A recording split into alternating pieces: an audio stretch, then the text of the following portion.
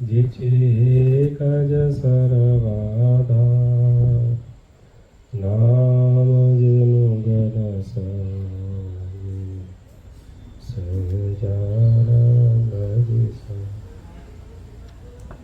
દ્વિતીય નમન ગુરુદેવની, જે છે સંકલ્પ શ્રીજીના, સર્વ ક્રિયાઓ જે મની જેના કરનારા, જેના કરનારા. ઓમ શ્રી અક્ષરધામાધિપતિ શ્રી સ્વામિનારાયણ બાપા ભગવતે નમો નમઃ. શ્રી ઘનશ્યામ મહારાજાય નમો નમઃ. શ્રી હરિકૃષ્ણ મહારાજાય નમો નમઃ.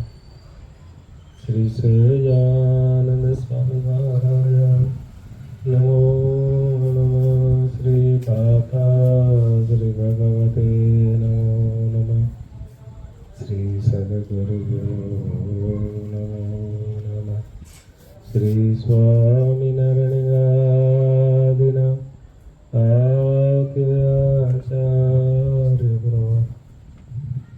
ધર્મ ધુરંધર સનાતન ધર્મ સમ્રાટ પરમ કલ્યાણકારી જીવન સ્વામી બાબા ભગવતે નમો નમઃ.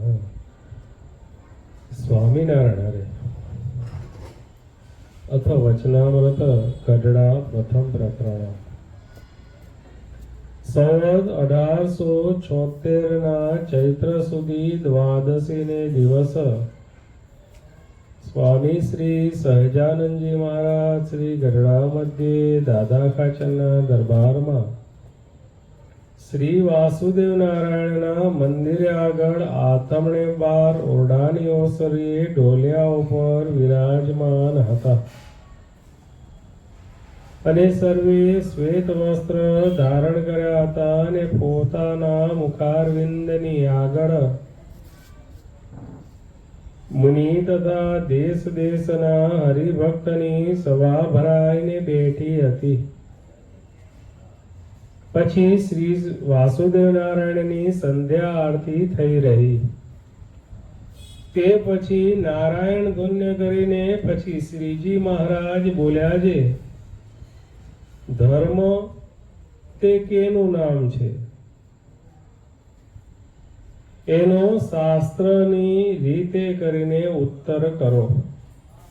અને જે હિંસક રાજા હતા તે પણ શરણે આવ્યો હોય તેને મારતા નહીં અને મારવા પણ દેતા નહીં.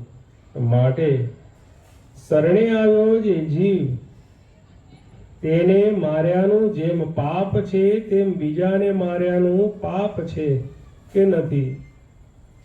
પછી એનો ઉત્તર જેમ જેને ભાસ્યો તેમ તેને કરવા માંડ્યો. પણ શ્રીજી મહારાજે આશંકા કરી એટલે કોઈથી ઉત્તર થયો નહીં.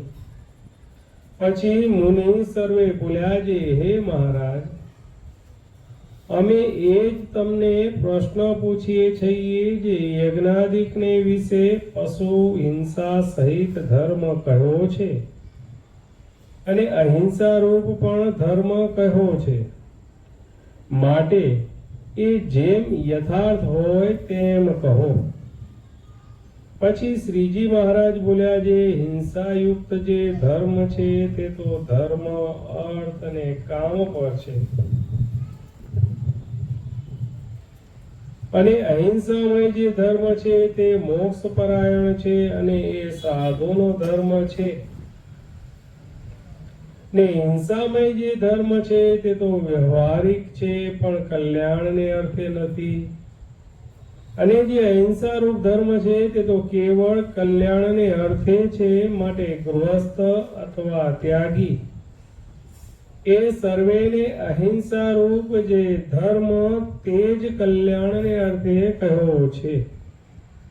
જેમ રાજા યુધિષ્ઠિર રાજ્યમાં હતા તોય પણ અહિંસા ધર્મને વિશે રહ્યા હતા. તે માટે સાધુને મન સાધુને તો મન કર્મ વચને કરીને કોઈનું ભૂંડું વાંચવું નહીં અને કોઈ વાતનો અહંકાર પણ રાખવો નહીં ને સર્વના દાસાનુદાસ થઈને રહેવું અને ક્રોધે યુક્ત જે પ્રકૃતિ તે તો દુષ્ટનો ધર્મ છે અને શાંત સ્વભાવે વર્તવું તે જ સાધુનો ધર્મ છે. અને કોઈ કહેશે જે હજારો માણસને નિયમમાં વર્તાવવા હોય તેને કેમ સાધુતા રાખે ગ્રહણ કરે ચાલે?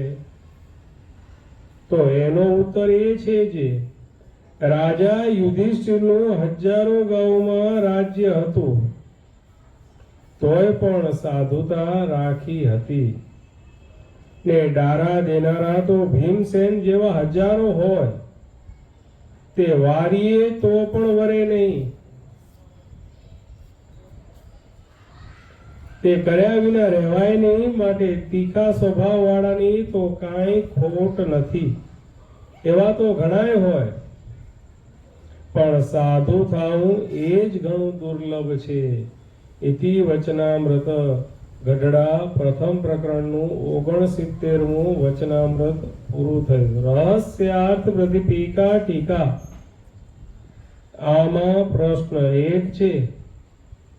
તેમાં અહિંસા ધર્મે કરીને કલ્યાણ થાય છે અને ક્રોધે યુક્ત પ્રકૃતિ હોય તે દુષ્ટનો ધર્મ છે ને શાંત સ્વભાવે વર્તવું તે સાધુનો ધર્મ છે એમ શ્રીજી મહારાજે કહ્યું છે. એક બાબત છે ઇતિ રહસ્યાર્થ.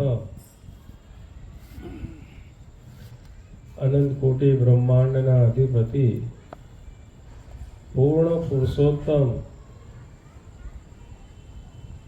શ્રી સ્વામિનારાયણ ભગવાન આ વચનામૃતમાં આપણ સૌને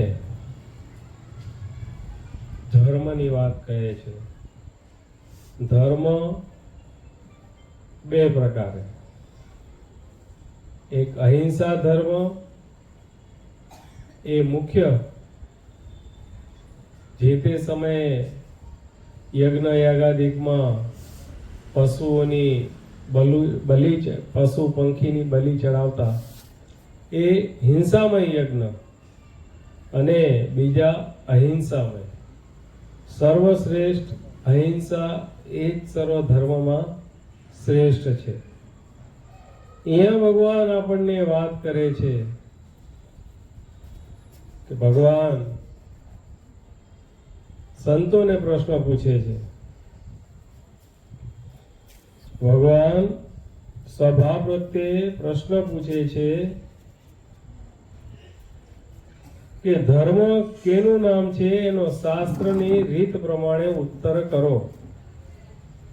સર્વે પોતપોતાની સમજણ પ્રમાણે ઉત્તર કર્યો પરંતુ ભગવાનના જે પ્રશ્નનું સમાધાન કોઈ પ્રકારે થયું નહીં.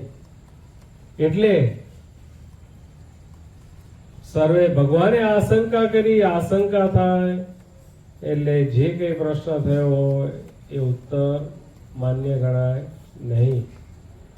એટલા માટે સર્વે મુનિ ભેગા થઈને સર્વે સભાજનો સંતો ભક્તો ભેગા થઈને મહારાજને પ્રશ્ન પૂછ્યો. હે મહારાજ, અમે પણ આપને એ જ પ્રશ્ન પૂછીએ છીએ કે પૂર્વે જે રાજાઓ હિંસામય યજ્ઞ કરતા હતા એ પણ ધર્મમાં કહ્યું છે, શાસ્ત્રમાં કહ્યું છે, અને અહિંસામય ધર્મ એ પણ શાસ્ત્રમાં કહ્યું છે. તો આ બંનેમાં કયો ધર્મ શ્રેષ્ઠ? એ ભગવાન કે અમે તમને પ્રશ્ન પૂછીએ છીએ. ત્યારે ભગવાન કહે છે કે જે પૂર્વે રાજા હતા તે રાજાઓ પણ પોતાના શરણે આવેલા જીવને, શરણે આવેલો જે મનુષ્ય ભલે ગમે એટલો પાપી હોય એને પોતે પણ મારતા નહીં અને મારવા દેતા પણ નહીં. એટલો ધર્મ તો રાજા પણ રાખતા. આ બાબત ઉપર ગુરુદેવ જીવનપ્રાણ સ્વામી બાપા એમની વાતોમાં આપણને વાત સમજાવે છે. એક બકરી જંગલમાં ચરવા એના ટોળા સાથે ગઈ. ટોળાથી વિખૂટી પડી ગઈ, કંઈક પગમાં વાગ્યું, ટોળાથી વિખૂટી પડી અને જંગલમાં ને જંગલમાં રહી ગઈ ને સંધ્યા થઈ ગઈ. એના જે બધા સાથી હતા એ તો બધા ક્યાંય આગળ નીકળી ગયા. બકરી એકલી, હવે કરવું શું?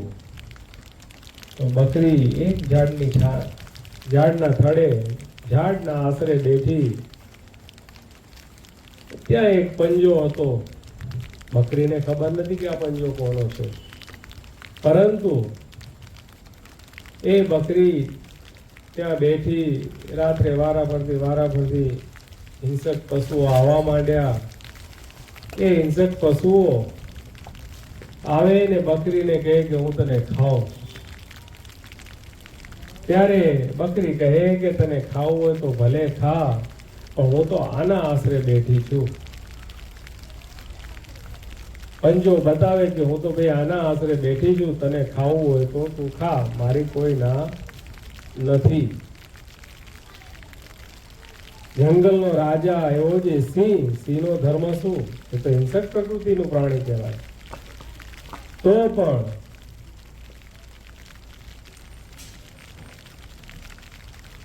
એ રાજા છેલ્લે એવો વારો આવ્યો કે સિંહ પોતે આવ્યો. છેલ્લે એવો વારો આવ્યો કે સિંહ પોતે આવ્યો કે હું તને ખાઉં. ત્યારે બકરીએ કીધું કે તને ખાવું હોય તો ખા, પણ હું તો આના આશરે બેઠી છું. જ્યારે સિંહે જોયું કે આ તો મારો જ પંજો છે, મારા આશરે જો આવીને બેઠી હોય તો મારે એને કેમ મરાય? સિંહ પણ એને મારી નહીં. સવાર પડતાને સિંહે હાથીને આજ્ઞા કરી કે આને ગંડસ્ત ઉપર બેસાડીને નાગરવેલના કુણા પાનનો ચારો કરાવો.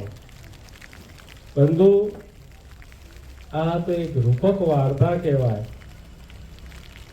બકરીને વાચા થવી એ પણ શક્ય નથી, પશુ પંખીને વાચા થવી એ શક્ય નથી, પણ એક આ રૂપક વાર્તા કહેવાનું કે પોતાના શરણે જે આવ્યો હોય એને મારવો નહીં. એ તો રાજાનો ધર્મ કહેવાય. એ ધર્મ પ્રમાણે એ બકરી બચી, પોતે પણ મારે નહીં ને બીજાને પણ મારવા દે નહીં.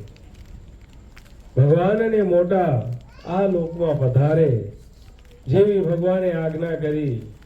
શિક્ષાપત્રીમાં ગાલિદાનમ તાડનમ ચ કૃતમ કુમતિ ભીર્જનૈ ક્ષંતવ્યમેવ સર્વેષાં ચિંતનીયમ હિતમ ચ તૈ. કે જે સાધુ હોય એમને કોઈ મારે, ગાળ દે, તાડન કરે તો તે સહન કરવું, પણ તેની સામે ગાળ ન દેવી. તેનું ભૂંડું થાય એવો મનમાં સંકલ્પ પણ કરવો નહીં. એ કહેવાય અહિંસા.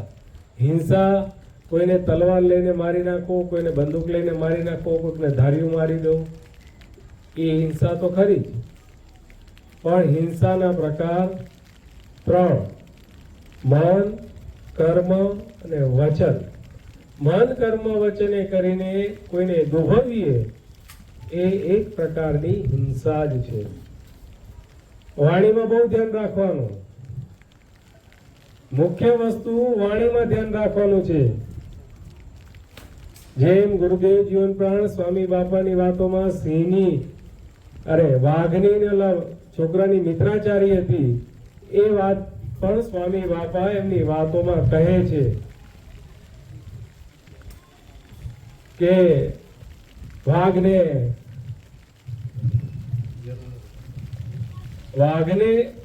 અને છોકરાને મિત્રાચારી હતી.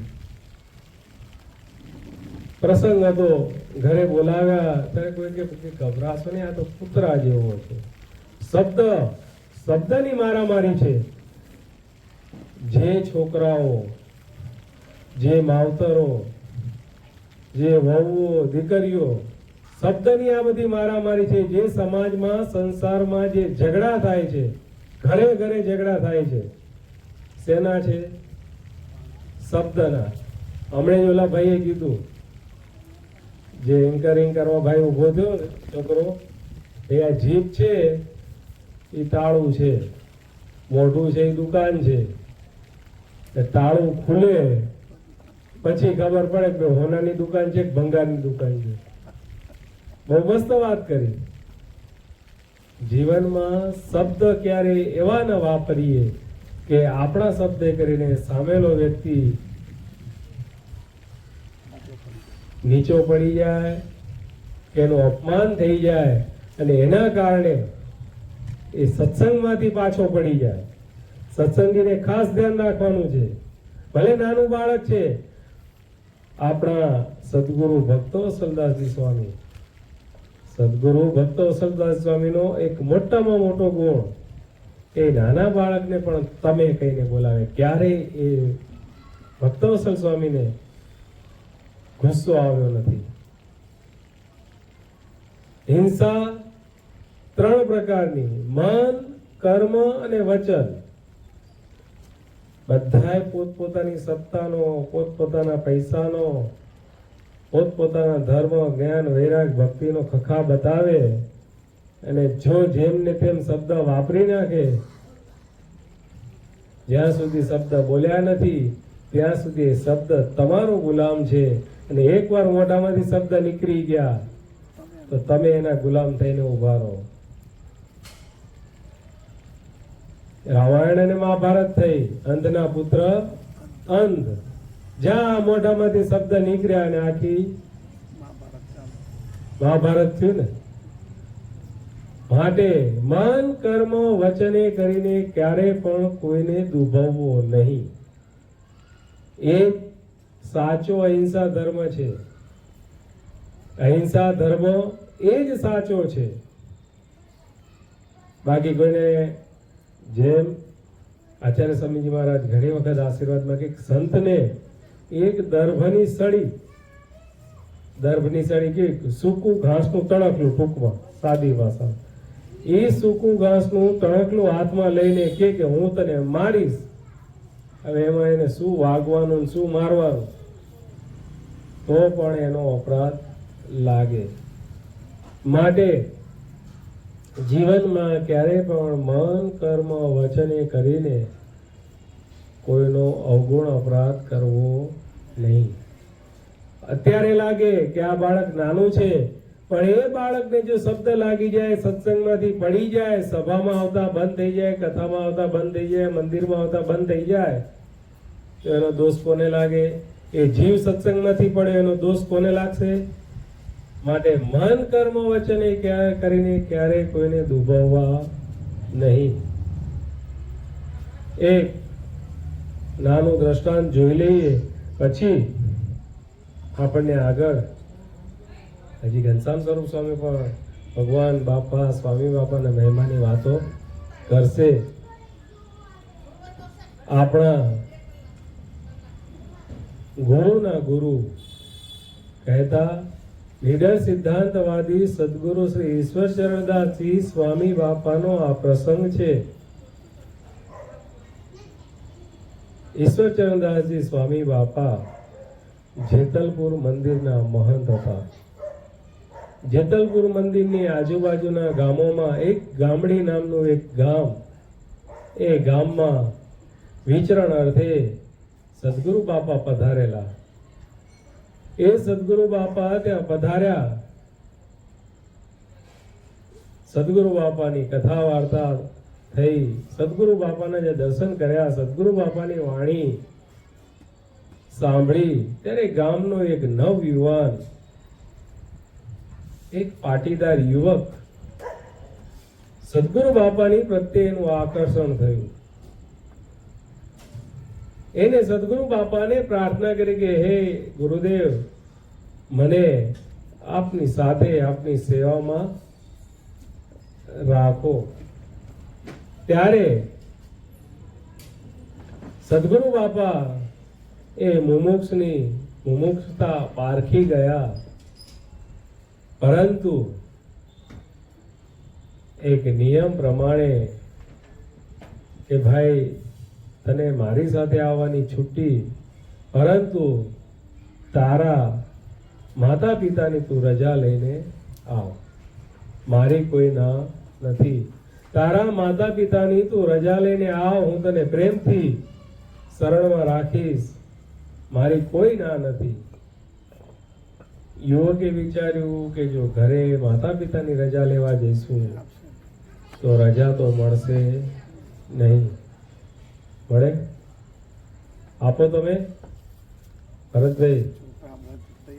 છોકરા તૈયાર હોય તો આપી, પણ છોકરાને હા.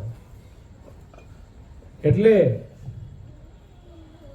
સદગુરુ બાબા એને કહ્યું, યુવકે વિચાર્યું કે એ તો અઘરું કામ છે, છતાંય સદગુરુ બાબા તો દાંતણ ત્યાં દીવો નહીં ને દીવો ત્યાં દાંતણ નહીં. એ તો અખંડ સત્સંગમાં વિચરણ કરતા કરતા પાછા જેતલપુર ધામ ત્યાં પધાર્યા છે. સદગુરુ બાપા સભા મંડપમાં માનસી પૂજા કરવા બેઠા છે. નવયુવાન આવે છે. નવયુવાને એની મુમુક્ષતા અને એનો આગ્રહ જોઈને સદગુરુ બાપાએ એને પ્રેમથી દીક્ષા આપી અને સંતના વસ્ત્ર ધારણ કરાવ્યા. એ ગામમાં ખબર પડી, ગામડી ગામમાં ખબર પડી કે આપણા ગામનો એક નવયુવાન પાટીદાર યુવક સાધુ થઈ ગયો. અને એ જે પરિવારજનો, એના જે કાકા, એ ઉગ્ર સ્વભાવના હતા. સમાચાર મળતા તરત જ ક્રોધ ભભૂકી ઉઠ્યો અને સ્વામિનારાયણના સંત પ્રત્યે જેમ ને તેમ બેફામ બોલવા માંડ્યા. બાવાઓ આવા છે ને સાધુ આવા છે ને ભૂરકી નાખે છે ને આમ ને તે. જે એ બોલે એ શબ્દ તો આપણે પણ બોલી શકીએ નહીં, એવા એ શબ્દ સ્વામિનારાયણ ભગવાન ઉપર પણ બોલ્યા અને સદગુરુ બાપાને પણ એટલી જ ગાળો દીધી. જેમ ને તેમ બફાટ કર્યા. અને અત્યારે આપણે પણ સમાજમાં જોઈએ છીએ, ક્યારેક કંઈક કોઈકનું એવું આવે, અને ખાસ કરીને જો સ્વામિનારાયણ સંપ્રદાયનું કંઈ બી આવે તો જેમ ને તેમ ત્યાગી હોય એ જેમ તેમ બફાટ કરે, અને ગ્રહસ્થ હોય એ પણ જેમ તેમ બફાટ કરે. બંધુઓ, જીવનમાં જેમ આપણે કહ્યું તેમ મન, કર્મ, વચને ક્યારેય પણ કોઈના અવગુણ અપરાધમાં પડવું નહીં. સત્ય હકીકત જાણ્યા પછી પણ ક્યાંય અવગુણ અપરાધમાં પડવું નહીં. અને સત્ય હકીકત જાણ્યા વિના તો કઈ સ્ટેટમેન્ટ અપાય જ નહીં. પોતાની પબ્લિસિટીને પોતાની નામના થાય, પોતાની ટીઆરપી વધે, એના માટે થઈને જેને જેમ આવે એમ ઇન્સ્ટાગ્રામમાં, ફેસબુકમાં કે પછી યુટ્યુબમાં કે જેમાં આવે એમાં ન્યૂઝ ચેનલોમાં પોતાના સ્ટેટમેન્ટો આપવા માંડે. પણ ભાઈ તને ખબર છે, મન, કર્મ, વચને કરીને ક્યારે પણ કોઈનો અવગુણ અપરાધ કરવો નહીં. તમારું એક વચન જો એના દિલમાં એવું લાગી ગયું અને એ માણસ જીવનમાં ખોટું પગલું ભરી બેઠો તો એનો દોષ કોને? જેમ ગુરુદેવ જીવન પ્રાણ સ્વામી બાપાની વાતોમાં ઓલા 4 ચૌદસિયાની વાત આવે છે. 4 ચૌદસિયા ચોરે બેઠા હતા. કોઈ બહારગામથી ફરતો ફરતો કોઈ બ્રાહ્મણ આવ્યો કે ભાઈ કોઈ સદાવ્રત આપે છે? તો કે જાઓ ઓલા શેઠ આપે છે, કર્મશાળા ખોલી છે, આટલું બોલ્યા. શેઠે સીધું આપ્યું. એ બ્રાહ્મણ સીધું લઈને ધર્મશાળામાં જઈને રાંધીને જમ્યા. સીધું એ લોટ એ ખુલ્લો હતો, ઉપરથી સમણી પોતાના પંજામાં સર્પને લઈને જતી હતી. સર્પ મોતના મુખમાં હતો. અને સર્પના મુખમાંથી ક્યારે લાળ પડી ગઈ સર્પને નથી ખબર.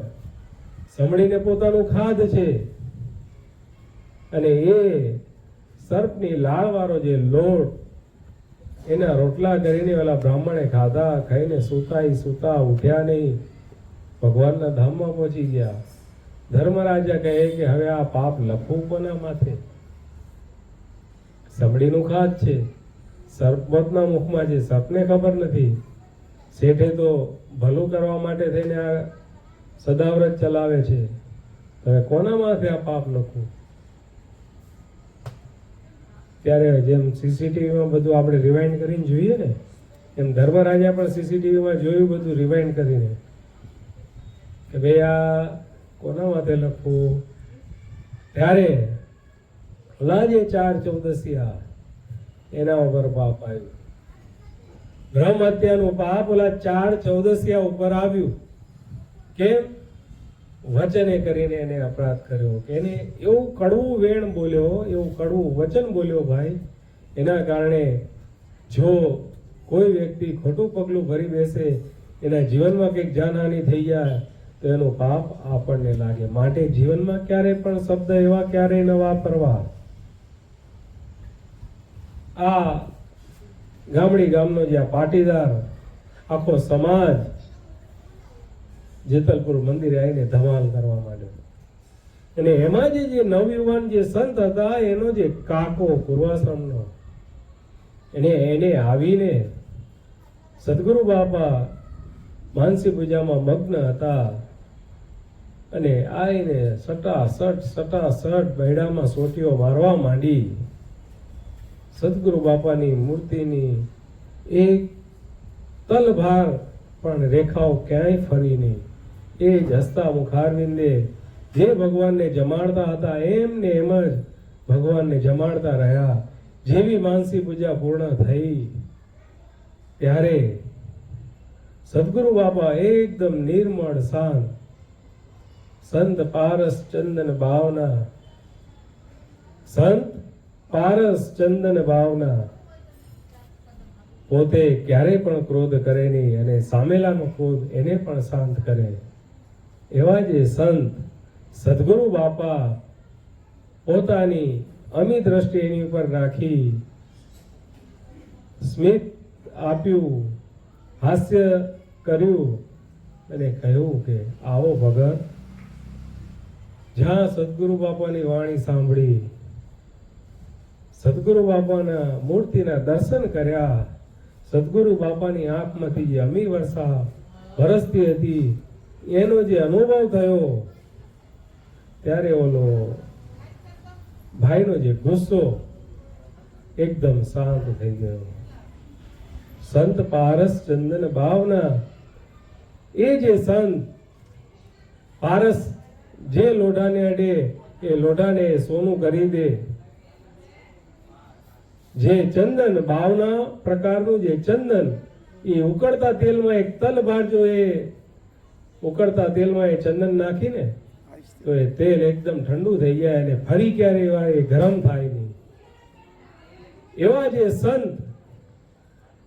જે સંત આપણા સદગુરુ બાપાના દર્શન થયા, સદગુરુ બાપાનો સ્પર્શ થયો અને એનો ગુસ્સો એકદમ શમી ગયો અને પછી પોતાની અંદર પશ્ચાતાપ થયો, પારાવાર પશ્ચાતાપ થયો ને પશ્ચાતાપના કારણે પોતે ચોધાર આંસુડે રડી પડ્યો કે મેં આવા સંતનો અપરાધ કર્યો કે આટલું મેં એમને ગાળો દીધી, આટલા મેં એમને માર્યા, તેમ છતાં પણ આવો ભગત, એટલો જ પ્રેમથી આવકાર, એટલા જ પ્રેમથી એમનું સ્મિત, એટલા જ પ્રેમથી એમની અમી દ્રષ્ટિ, એના કારણે ઓલો જે ભાઈ એનો ગુસ્સો ઓગળી ગયો અને સદગુરુ બાપાના ચરણમાં ઢળી પડ્યો, સદગુરુ બાપા પાસે માફી માંગી અને પોતે પણ સદગુરુ બાપાને ગુરુ તરીકે સ્વીકાર્યા અને પોતે પણ સદગુરુ બાપા પાસે કંઠી પહેરી. બંધુ, આ છે અહિંસાની તાકાત. સદગુરુ બાપા એ વખતે જો પોતે પણ ઉભા થઈને 2 લાફા મારી દીધા તો ન મારી શકત. અથવા તો આજુબાજુ બીજા કેટલા હરિભક્તો સંતો હશે, કોઈકને ઈશારો કર્યો હોત તો પણ એ ભાઈનું કેટલું નુકસાન થઈ ગયા. પણ ના, અહિંસા ધર્મ એ સાધુનો ધર્મ છે. કારણ કે ભગવાને શિક્ષાપત્રીમાં આજ્ઞા કરી છે. ગુરુદેવ જીવન પ્રાણ સ્વામી બાપા ગાદી ગ્રંથમાં નિર્ગુણ બાપાનો પ્રસંગ વર્ણવે છે. એમ સત્સંગમાં આવા તો અનેક પ્રસંગો છે. તો હવે વધુ નહીં કહેતા આગળ આપણને સંત શિરોમણી શ્રી ઘનશ્યામ સ્વરૂપદાસજી સ્વામી ભગવાન બાપા સ્વામી બાપાના મહિમાની વાતો કરશે. તો હવે ઘનશ્યામ સ્વરૂપદાસજી સ્વામી. અક્ષરધામના અધિપતિ પૂર્ણ પુરુષોત્તમ શ્રી સ્વામિનારાયણ ભગવાન, લાખોના લાડીલા જીવન પ્રાણ સ્વામી બાપા, વેદના આચાર્ય સ્વામીજી મહારાજ, જ્ઞાનવદય જીતેન્દ્ર સ્વામી, પૂજ્ય સંતો, વાલા હરિભક્તો, ભગવાન જો કેવું આપણું કામ કરે છે. વરસાદ આવતો હતો ને ભેગારે, શું આવતો હતો? તમને કે વધારે પડશે, પણ ભગવાન એટલું કહે છે કે મારા ભક્તો મારી વાણી સાંભળે છે, એટલે ઇન્દ્રદેવને કે તું અત્યારે વરસીશ નહીં. શું કહે મહારાજ? મારા ભક્તો મારી વાણી સાંભળે છે તો અત્યારે તું અહીંયા વરસીશ નહીં, બીજી જગ્યા વરસશે. આ ભગવાન આપણી બેઠા બેઠા પ્રાર્થના સાંભળે છે. આવા ભગવાન કૃપાળુ મળ્યા છે.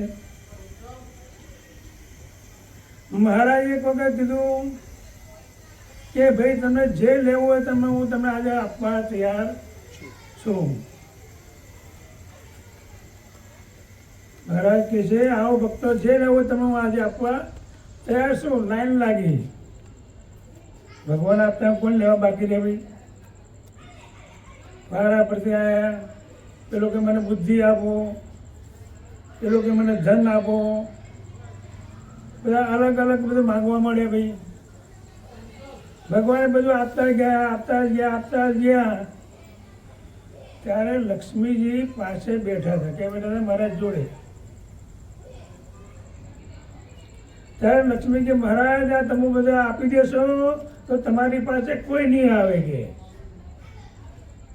શું કહે છે મહારાજ? લક્ષ્મીજી કહે છે આ બધું તમે આપી દેશો માઇક વસ્તુ બધી, તો તમારી પાસે કોઈ આવશે નહીં. ત્યારે મહારાજ લક્ષ્મીજી કહે છે બધા જ મારી પાસે આવવાના છે. મેં જે રાખ્યું છે ને એ મેં કોઈને આપ્યું નથી. શું આપ્યું છે? કહો શું બાકી રહ્યું? બધાને શાંતિ મારા ચરમ જ છે. કે લાખો કરોડો રૂપિયા છે તો શાંતિ કોઈના પાસે નથી છે. ભાઈ બધાને મારી પાસે અંતે તો મારી પાસે જ આવવાનું છે, મારા ચરણમાં જ આવવાનું છે. મારી પાસે મારા ચરણમાં શાંતિ છે તો ભગવાન કે મારા પાસે બધાને આવવું જ પડશે. ભલે મેં બધું આપી છે પણ શાંતિ તો મારી જોડે જ રાખી છે.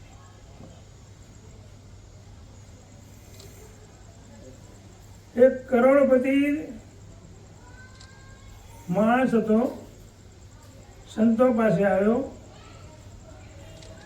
કરોડ રૂપિયાની ગાડી, કરોડ રૂપિયાનો બંગલો. ભાઈ ત્યાં ત્રણ દીકરા, ત્રણ દીકરાની વહુઓ ત્યાં.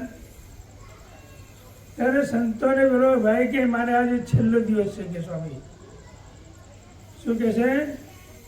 આજે મારો છેલ્લો દિવસ છે. કે સંતો કે કેમ ભાઈ તારો આજે છેલ્લો દિવસ છે? કે સ્વામી હું સંસારમાં એટલો બધો કંટાળી ગયો છું, મને બિલકુલ શાંતિ નથી છે, એટલે આજે હું આપઘાત કરી મરી જવાનો શું. કે સંતો કે ફરી આવું ના કરાય. કે શું કહે છે? ક્યારે આત્મઘાત કરાય નહીં. કે સ્વામી મારી વાત સાંભળો તમે. કે અમે ત્રણ ત્રણ દીકરાની હોવો છે. ભાઈ કે હું મારું ફેમિલી, મારા ઘરવાળી, મેં બધાના રૂમ અલગ કે, એક કોઈને બોલવાનો વ્યવહાર નહીં, છોકરાની વહુને જોડે છોકરાને બોલે નહીં, મારે પણ મારા ઘરવાળા જોડે મારે બોલવાનો વ્યવહાર નથી કે.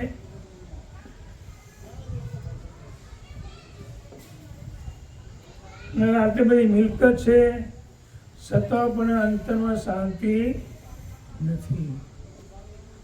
પૈસા પાછળ ક્યારે શાંતિ નથી.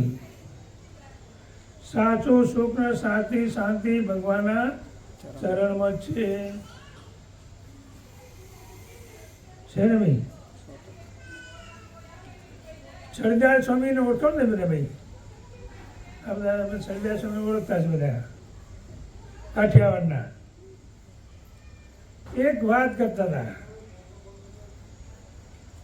એક ભાઈને એટલો પૈસો હતો પણ પૈસામાં ભાઈ એક બધા કરોડપતિનો રોડપતિ બની ગયો ભાઈ.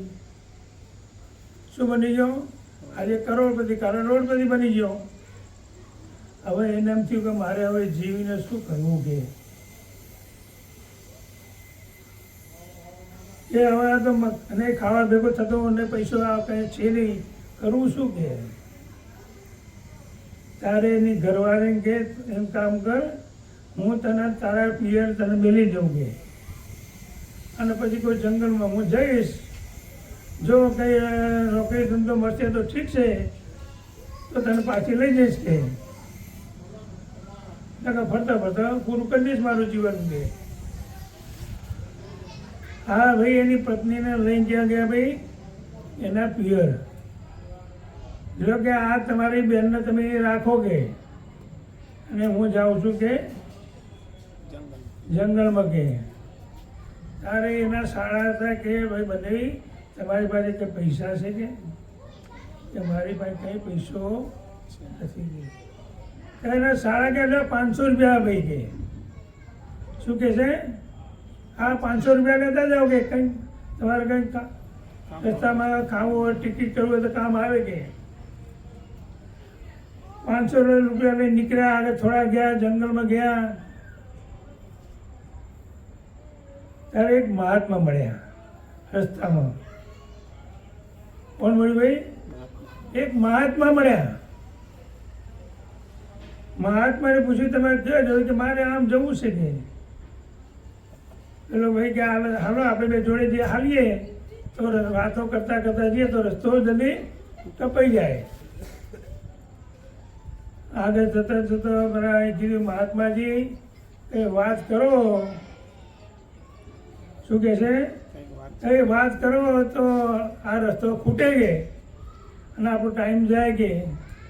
ત્યારે મહાત્મા શું કહે છે? એક વાતના હું 125 રૂપિયા લઉં છું કે. શું કહે છે ભાઈ? એક વાતના હું 125 રૂપિયા લઉં છું કે. પેલો કે ભલે મારા ભાઈ 500 રૂપિયા છે ને કરો ને. મહાત્મા વાત કે ત્યારે મહાત્મા કે છે કે પંચ કહે તેમ કરવું કે. શું કહે છે ભાઈ? પંચ કહે તેમ કરવું. વાર્તા થઈ પૂરી. લાવો 125 રૂપિયા કે. અરે મહારાજ બીજી વાત કરો કે. તો ભાઈ બીજા 125 રૂપિયા લાગશે કે. બીજા 125 રૂપિયા કીધું. હા ભલે આપી દેજે કે. ત્યારે પેલો મહાત્માએ વાત ચાલુ કરી.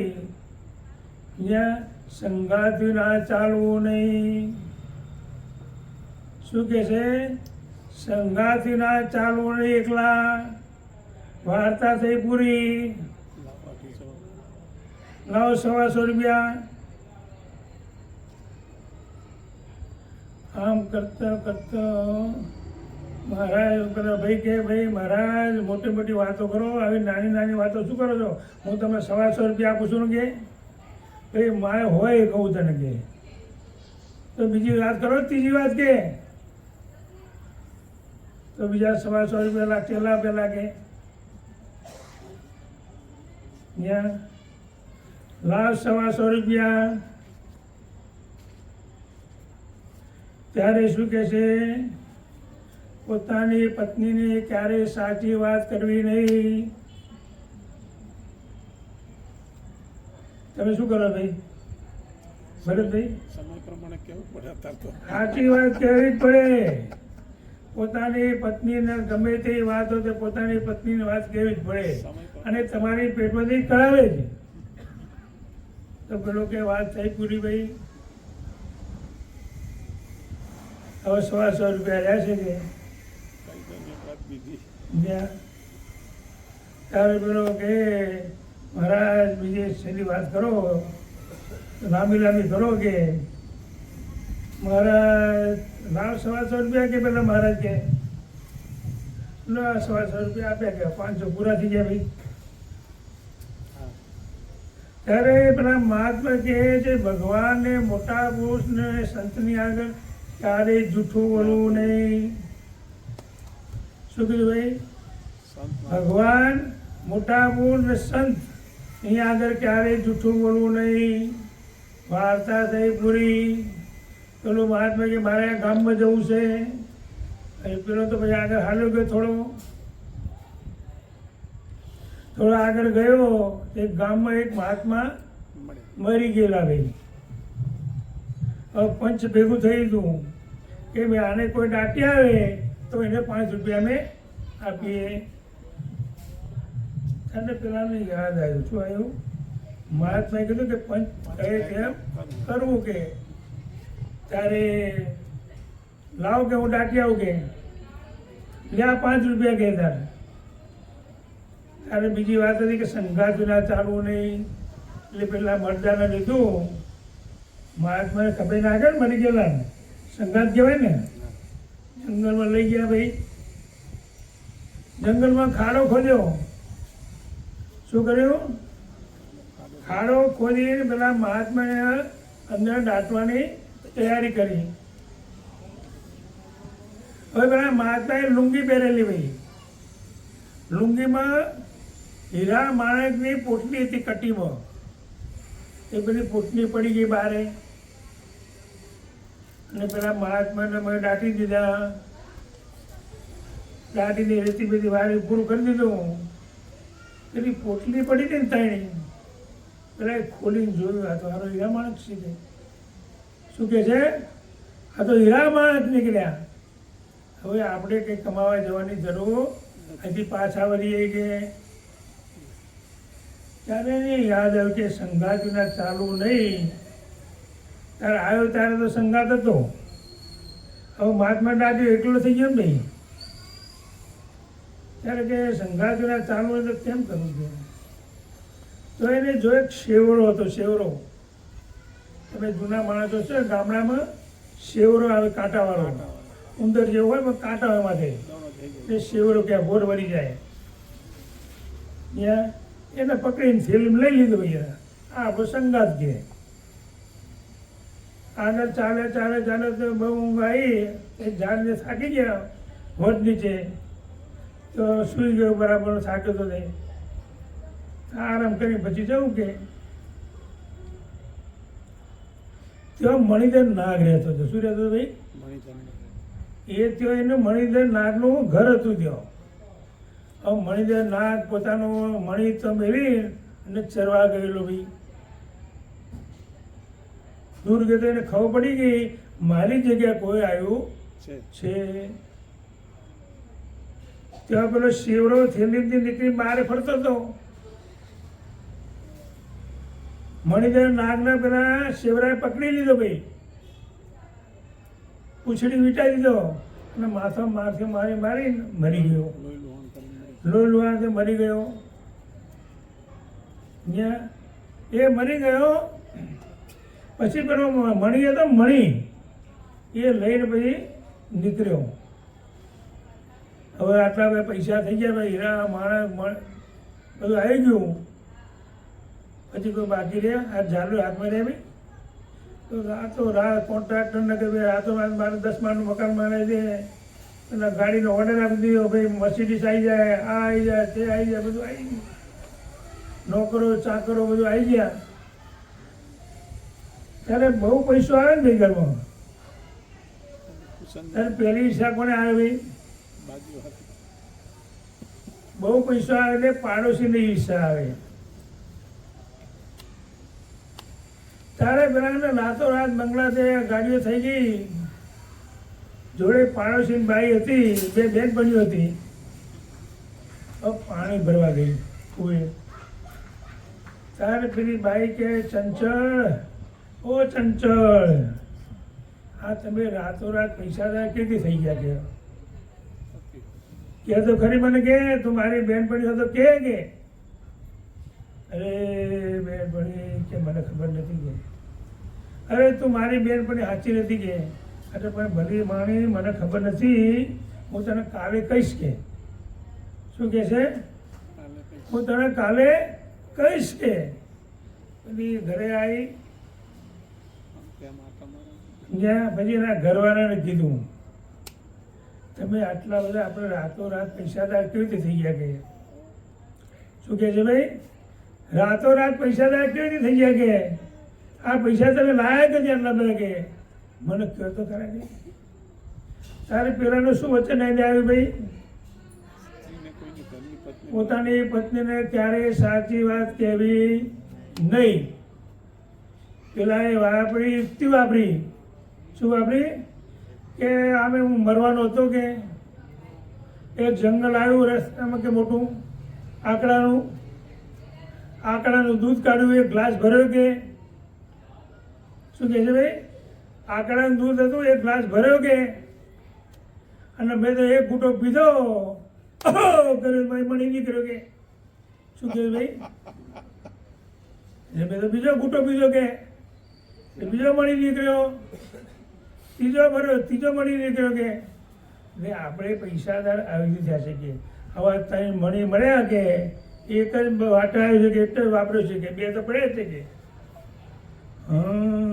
પેલી શું કે છે? અમારી બેનપણી હું વાત કરું જઈને કે શું કે છે? અમે આવી રીતે પૈસાદાર થયા છે કે એટલે આવી ચંચળ ચંચળ એ તો રહેવાય નહીં. જલ્દી કર વાત કર કે એટલે ઊભી રહે શાંતિ રાખ. અને કહું જો આકડાનું દૂધ લાવવાનું એક ગ્લાસ ભરીને કે. શું કે છે? આકડાનું દૂધ એક ગ્લાસ ભરીને લાવવાનું. પેલું તો જંગલમાં જઈને આકડાનું દૂધ લઈ આવી અને તારા પતિને કહેવાનું કે લે પીવો તો મણી નીકળશે કે આકડાનું દૂધ પીએ મણી નીકળે ભાઈ? હે પેલી તો જેમ તેમ બોલવા મળે પીવો કે પેલી કે મારે પીવું નથી. પેલી કે તમે ના પીવો તો હું પી જાઉં કે. શું કે છે? તારે પીવો તો પી કે મારે પીવું નથી. પેલી તો જો એક ઘૂંટો ભર્યો પોતાના જીવનો મણી નીકળી ગયો ભાઈ. શું થઈ? પોતાનો જીવનો મણી નીકળ્યો, મરી ગઈ. મરી જાય એટલે શું થાય ભાઈ? પોલીસ થાય ને. આ દરબારનો ખબર પડી પેલો ગયો એનો ઘરવાળો રાજા પાસે ફરિયાદ કરી. રાજાજી અમારી ઘરવાળી પેલા કીધું ત્યાં મરી ગઈ કે. રાજા કે બોલાવો તમારા જોડે પાડોશી વાળાને બોલાવો મારે કે જોડે કે. રાજા પાછી પેલો ગયો. શું કે ભાઈ? રાજા પાસે ગયો. રાજા કે બોલો રાજાજી બોલો શું છે કે મારે શું મારો ગુનો છે કે? ભાઈ તેને આ લોકોને ખોટી સલાહ આપી અને એની ઘરવાળી મરી ગઈ. ત્યારે પેલાને શું યાદ આવ્યું ભાઈ? એ ભગવાન ને મોટા ને રાજાની આગળ ક્યારે જૂઠું બોલવું નહીં. ત્યારે એને જેવું હશે એવું પેલા રાજાને કીધું. રાજા કે તે તો કે તારે પીવું જોઈએ ના પીવું જોઈએ કે. એટલે પેલો નિર્દોષ છૂટી ગયો. એટલે કહેવાનું શું છે? તો એક મોટા પુરુષના 4 વચન એને યાદ રાખ્યા. કેટલા ભાઈ? પેલા મહાત્માને 4 વચન યાદ હતા તો એ કરોડોપતિ બની ગયો. તો આ ભગવાન સ્વામી બાપાનું એક વચન જીવનમાં ઉતારીએ ને આપણે ભાઈ તો આપણા જીવનમાં ક્યારેય દુઃખ આવે નહીં. આપણા જીવનમાં ક્યારેય દુઃખ આવે નહીં. આવતી સત્સંગની સભા ભરાઈને બેઠી ભાઈ સમજ્યા. ત્યારે સંતો બધાને નિયમ આપ્યા ભાઈ ભાઈ તારે માળા ફેરવાની, તારે દંડવત કરવાના, તારે પ્રદક્ષિણા કરવાની, તારે વાંચન કરવાનું, તારે આ કરવાનું. ત્યારે સભામાં એક ચોર બેઠો હતો ભાઈ. શું બેઠો હતો? ચોર હતો. સંતો કે ભાઈ તે તું કઈ નિયમ લે ને કે એટલે ચોર કે મારાથી આ નિયમ ના લેવાય કે હું જાતે ચોર એટલે મારાથી કઈ નિયમ થઈ શકે નહીં. ત્યારે સંતોએ કીધું બહુ કીધું તારે એક નિયમ તું લે કે સારું તમે આપો એ લઉં કે. શું કે છે? સંતોને કહે છે તમે જે નિયમ આપજો હું લઈશ કે તારે સાચું બોલવાનું કે. ચોરને શું કીધું? તારે સાચું બોલવાનું. કોઈ ચોર ક્યારે સાચું બોલે ભાઈ? છોકરાઓ ચોરી કરી દો તમે હે પકડી જાઓ તો સાચું બોલે હે? સાચું બોલે ભાઈ? ના બોલે. ત્યારે ચોર કે ભલે દારૂ કે. થોડા દિવસ થયા પેલો ચોર રાતે ચોરી કરવા નીકળ્યો ભાઈ. રસ્તામાં પોલીસ વાળા પકડ્યો. ક્યાં જાય છે ભાઈ? અત્યારે 2:30 વાગે કે સાહેબ સાહેબ ચોરી કરવા જઉં છું કે. શું કે છે? પોલીસને કે સાહેબ સાહેબ પોલીસ ચોરી કરવા જઉં છું. બોલો પોલીસ વાળો કે ગાંડો નહીં રહેતો. કોઈ એમ કે ભાઈ હું ચોરી કરવા જઉં એમ કે હોય? કોઈ ચોરી કરવા જવું એમ કોઈ કે ખરું ભાઈ કે હું ચોરી કરવા જાઉં છું એમ? બરાબર. પોલીસ વાળા તો ગાંડો લાગે. જવા દો કે જવા દો ભાઈ. આગળ ગયો રાજાના દરબારમાં ગયો ભાઈ. ચોકીદારે પકડ્યો ભાઈ. કેમ આવ્યો અડધી રાતે? તારે કે શું કે છે? ચોરી કરવા આવ્યો છું. પેલા ચોકીદાર બધે એમ સારું જો આને કદાચ રાજાએ કે રાણીએ બોલાયો હોય અને આપણે એને ના પાડીએ ઘરે આપણી આઈ બને કે જા કે તાર. અને રાજા દરબારમાં ગયો ભાઈ. સારા સારા હીરા માણેક મોતી બધું લઈને નીકળ્યો. પાછો પેલા ચોકીદારે પૂછ્યું શું કરીને આવ્યો કે? તો ચોરી કરીને આવ્યો કે. રાજાના દરબારમાં ચોકીદાર કે શું કરીને આવ્યો કે ચોરી કરીને આવ્યો કે. ક્યાં ગાંડો લાગે છે કે. શું કે છે? આની બુદ્ધિ મરી જ લાગે છે કે કોઈ એમ કે ચોરી કરીને આવ્યો કે ભાઈ? છોકરાઓ કેવો ના કેમ ને? ત્યારે આગળ પેલો પોલીસ વાળો મળ્યો ભાઈ. ક્યાંથી આવ્યો કે ચોરી કરીને આવ્યો છું કે. જ્યાં તો જા જવા દે જવા દે. આ એને પોતાને ઘરે જ પેલું ધન લઈને ગયો ભાઈ. શું ગયો? ત્યારે રાજ દરબારમાં ખબર પડી કે આપણા રાજામાં દરબારમાં ચોરી થઈ છે. ત્યારે રાજાના જે અંગત માણસો હતા ને કે ભાઈ તપાસ કરો કેટલી ચોરી થઈ શકે. એમાં એક કોથળામાંથી ખાલી 5 મણી ઓછા થતા. કેટલા ભાઈ? 5 છે. પેલા જરૂર હતી 5ની જરૂર હતી લઈ ગયો ચોર. ત્યારે પેલો એના જે અંગત માણસ હતા ને એને 2 મણીમાંથી લઈ લીધા ભાઈ. રાજાને ક્યાં ખબર આપણે ભાઈ રાજા 7 મણી લઈ લીધા ભાઈ. એમ કહીશું કે રાજાએ ચોરને પેલા પકડતા ચોરને પકડ્યો ભાઈ. ચોરના રાજ દરબારમાં હાજર કર્યો. રાજ દરબારમાં હાજર કર્યો અને પૂછ્યું ભાઈ તે કેટલી ચોરી કરી છે? તો રાજાજી ભાઈ 5 મણી મોડીની ચોરી કરી છે કે. એટલે હા અમારા રાજમાં 7 બતાવે છે કે. રાજાજી તમારે તપાસ કરવા કોણ કહી કે? પેલો ચોર શું કે છે? તપાસ કરવા કોણ ગયું હતું કે? રાજાજી કે મારો હજુરી ગયો હતો કે. તો કરો તપાસ એની કે એના પાસે તપાસ કરી હતી અને પાસેથી 2 મણી નીકળ્યા ભાઈ. ત્યારે પેલા રાજાને કીધું ખબર પડી કે મારા અંગત માણસો કે ચોરી કરે છે કે. ત્યારે પેલા ચોરને કીધું તું સાચો માણસ છે કે. શું કે છે? તું સાચો માણસ છે ને પેલા જેના અંગત માણસ હતા ને એને છૂટા કરી દીધા ને પેલા ચોરને પોતાના હજુરીમાં રાખી દીધો ભાઈ. એક સંતનું વચન માન્યું કેટલું ભાઈ મારે સાચું બોલવું એટલું જ એને વચન રાખ્યું તો રાજાએ પોતાને હજુરીમાં રાખી દીધું નોકરી. તો આપણે ભગવાનને તમારો ટાઈમ થઈ કહી દઈએ ભાઈ ના કે ભાઈ હા આપણે 4 વાગે પેલું બોલ્યા રાખશું આપણે એમ થઈ ગયું છે. ચાલો એક વાત કરી દઈએ બરાબર. આપણે આ મનુષ્ય દેહ મળે છે ભાઈ શેના માટે મળે છે ભગવાન ભજવા માટે. ભગવાન કેટલી બધી આપણી ચિંતા કરે જો તો ખરા.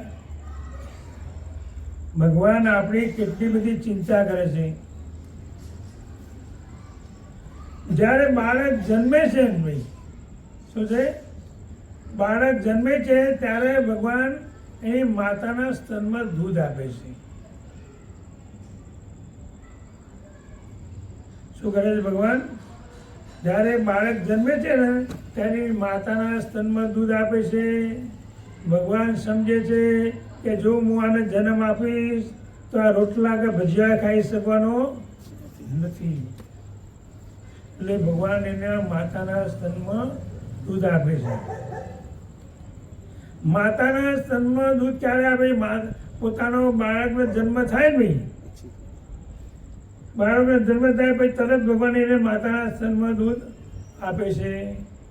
એના પહેલાં એની માતાના સ્તનમાં દૂધ હોતું નથી. એ બાળક જન્મે છે ત્યારે એને માતાના સ્તનમાં દૂધ આપે છે ભગવાન. એટલે ભગવાન વિચાર પર આપણા માટે કેટલું તૈયારી કરી રાખે છે. જેમ તમે આ લોકો ગ્રસ્ત છો બધા ભાઈ આ ભરતભાઈ છે ભરતભાઈના છોકરા હોય એને એમ થાય કે ભરતભાઈને કે ચલો મારો છોકરો નાનો છે એને નાની ગાડી જોશે હવે મોટો થયો એને સાયકલ જોશે એથી મોટો થયો ભાઈ સ્કૂટર જોશે એથી મોટો થયો ગાડી જોશે હવે એને બંગલો જોશે. આ કોણ ભાઈ પોતાના મા બાપની ચિંતા હોય છે.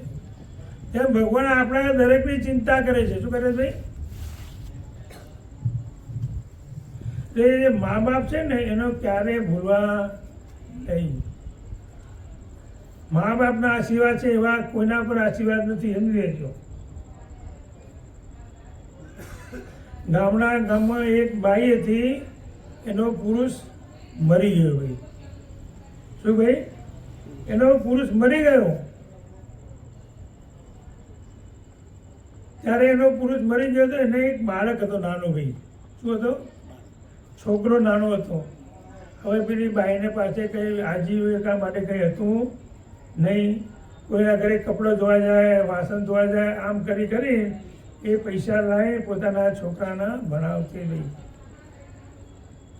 જો માં કેવી છે ભાઈ જો એક માની વાત કરું છું તમને. માં કેટલી દયાળુ છે. જ્યારે આપણે નાના હતા ત્યારે ભીનામ સૂતા તો આપણને પોતાની માં પોતાને ભીનામ સૂએ ને આપણને કોરામ સુવાડતી ભાઈ. આપણે બોલતા આવડતું હતું ભાઈ કોને શીખવાડ્યું ભરતભાઈ માએ શીખવાડ્યું. કપડાં પહેરતા આવડતું હતું ભાઈ કોને શીખવાડ્યું માએ શીખવાડ્યું.